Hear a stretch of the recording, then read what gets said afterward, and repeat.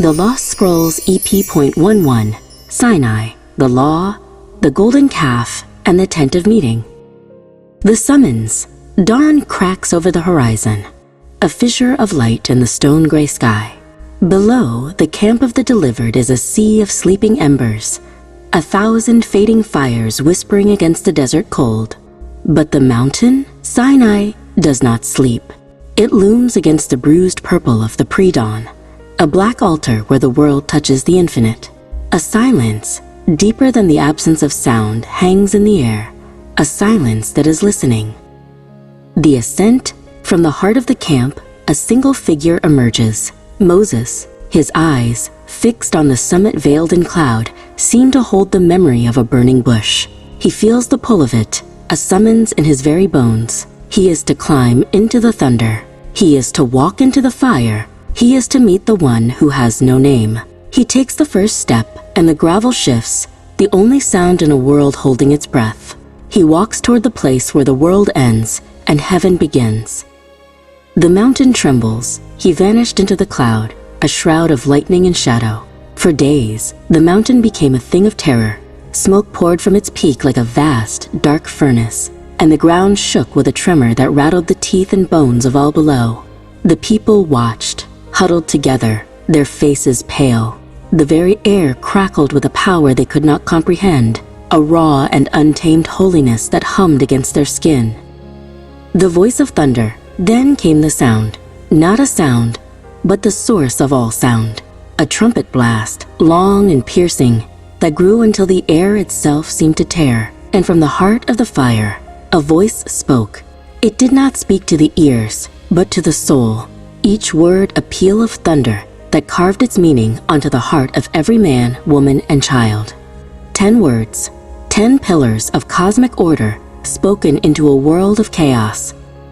A plea for a veil. The raw holiness was too much to bear.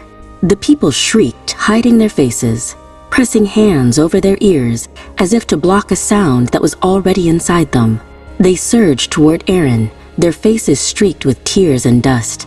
"You speak to him and let him speak to us," they cried, their voices desperate. "Do not let God speak to us, or we will die."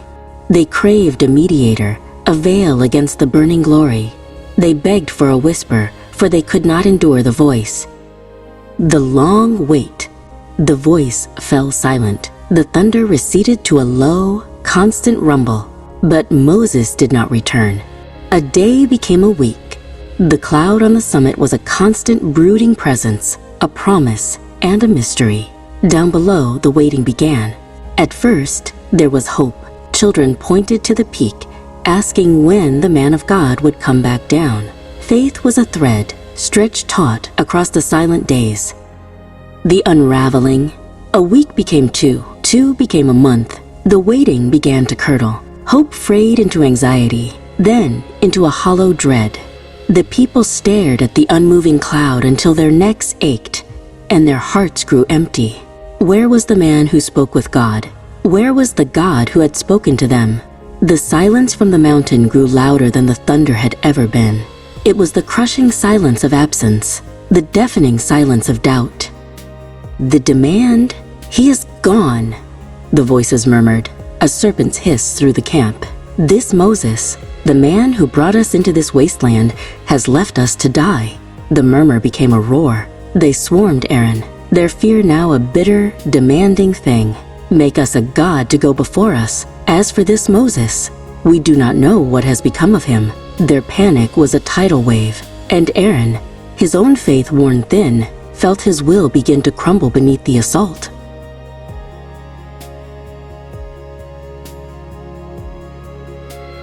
The molten betrayal, his heart a stone of dread.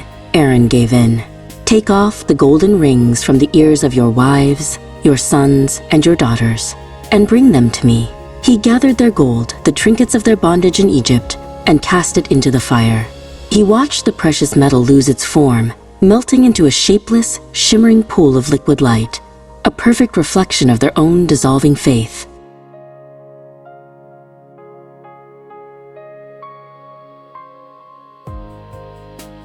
The golden god. From the molten glare, a calf was born. a gleaming, lifeless thing. Aaron presented it to the people, his voice hollow. "These are your gods, O Israel, who brought you up out of the land of Egypt." A roar of celebration erupted, a sound of desperate, manufactured joy. They danced, bodies slick with wine and sweat, their songs echoing feebly against the holy mountain's hum. They feasted before a silent golden beast, a god they could see, for a god they could not.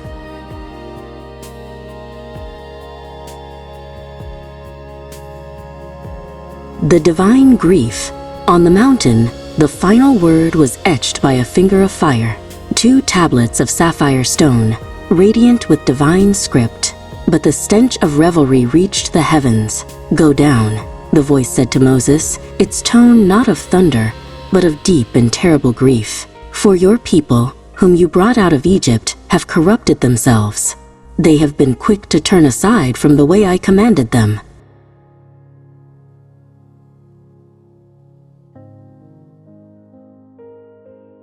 The sound of sin. Moses turned and began his descent, the holy law heavy in his arms. Joshua, his aide, met him on the path. As they drew near, Joshua heard the noise and said, "There is a sound of war in the camp." But Moses, his heart sinking with a terrible certainty, knew better. "It is not the sound of shouting for victory, or the sound of the cry of defeat," he said, his voice grim. "It is the sound of singing that I hear."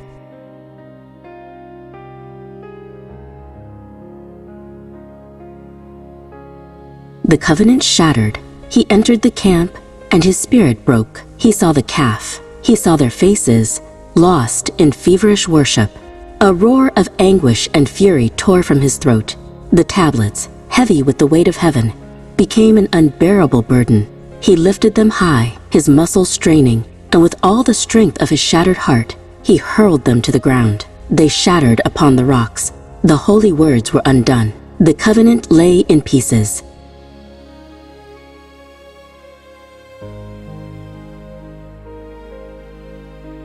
A line in the sand.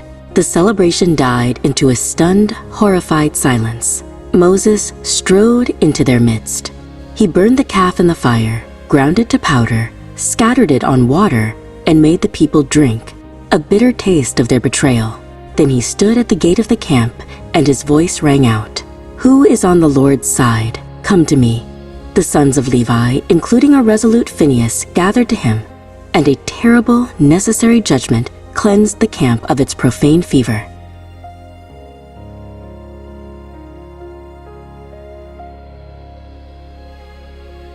The intercessor. They are a stiff-necked people. Let me alone, that my wrath may burn hot against them and I may consume them. The voice from the cloud was the cold, quiet fire of judgment. Moses, prostrate on the scorched earth near the broken tablets, felt the terror of that finality.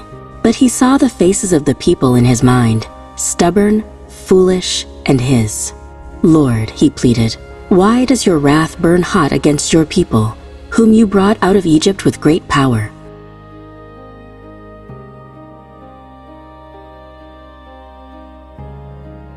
An offering of the soul. He could have a new nation, born from him alone. Instead, he stood in the gap, a bridge of flesh and blood between a holy God and a broken people. He argued, he wept, he offered the ultimate sacrifice. "But now, if you will forgive their sin, but if not, please, blot me out of your book that you have written." It was the crushing cost of leadership. It was the weight of a nation on a single, devoted heart.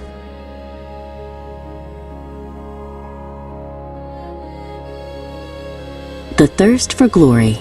His plea was heard, mercy prevailed. But Moses, having stood so close to judgment, now had a desperate thirst for reassurance. He returned to the simple tent he had pitched outside the camp, the place of meeting. "Please," he asked, his voice raw with emotion, "show me your glory." The reply was gentle but firm. "You cannot see my face, for man shall not see me and live."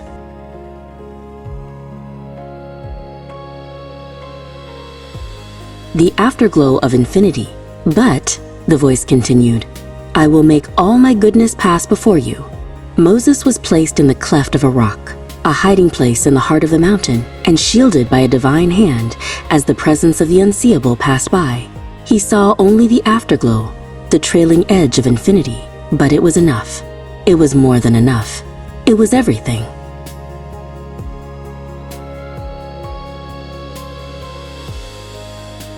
The veiled face.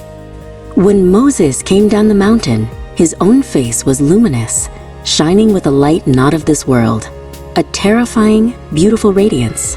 The skin of his face shone because he had been talking with God. When Aaron and the people saw him, they fell back, afraid to come near.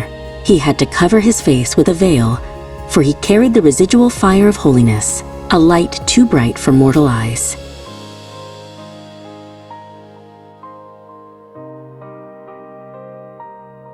A willing heart. The people, chastened and humbled, brought a new offering. Not gold for an idol, but gifts from a willing heart. They brought silver, bronze, fine linen, acacia wood, spices, and precious stones. Their skills, once used for the tasks of Egypt, were now offered freely for a holy purpose. It was the work of repentance, a tangible sign of their desire to rebuild what they had so carelessly broken.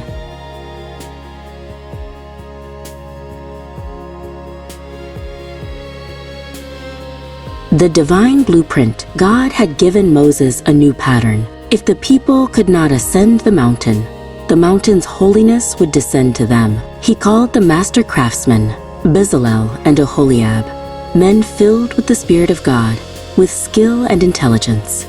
Moses unrolled the scrolls, revealing the divine blueprint, a design for an ark of gold, a table, a lampstand, a tabernacle. Every loop, clasp, and thread was a word in a new language of communion.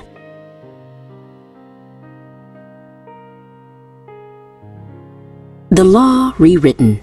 Again, Moses climbed the mountain, 2 new tablets of blank stone in his hands.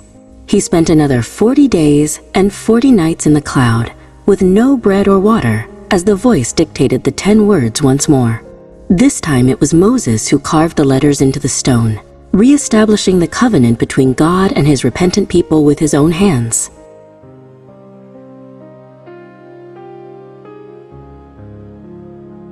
The work of redemption. He returned, not with a face of fury, but a veiled, quiet light. He brought back the law, and this time it was received with reverence. The people, their hearts rewoven with obedience, began the work.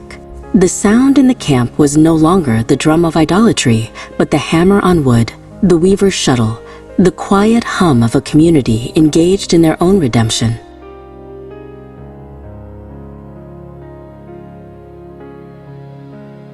Raising the house. When all was finished, on the first day of the first month, they raised the tent.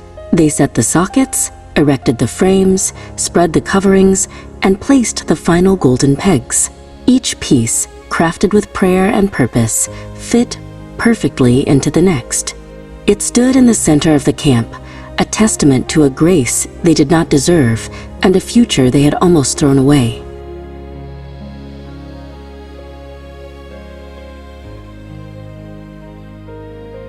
The dwelling place. As the last peg was driven, the cloud that had covered the mountain descended and covered the tent of meeting. The glory of the Lord, which had burned on the summit, now filled the tabernacle. It was a fire contained, a holiness housed, an infinite God choosing to travel with a finite people. The pillar of cloud by day and fire by night now rose not from a terrifying peak, but from the very heart of their camp. God was with them. The journey was just beginning.